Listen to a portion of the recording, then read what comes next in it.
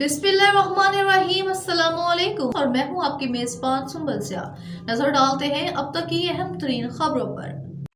कराची वज़ीर बल्दियात सिंध सईद गनी की ख़ुसूसी हिदायत पर अमल दरामद करते हुए डायरेक्टर जनरल अदारे तरक्यात कराची अल्ताफ़ गोहर मेमन ने ADP फंड के तहत जारी तरक्याती कामों के हवाले से इंजीनियरिंग डिपार्टमेंट के आला अफसरान पर मुश्तमिल इजलास की सदारत की।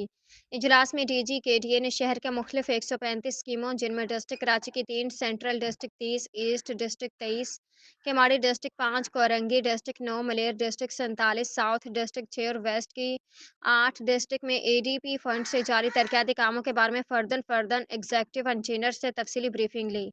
इस मौके पर chief engineer KDA Samad Jamalani, superintendent engineer Mohibullah Jafri, director project Junaid Ahmed, executive engineer Rahat Fahim, Javed Ansari, DDO Aslam Khan और दिगर इंजीनियर्स अफसरान मौजूद थे।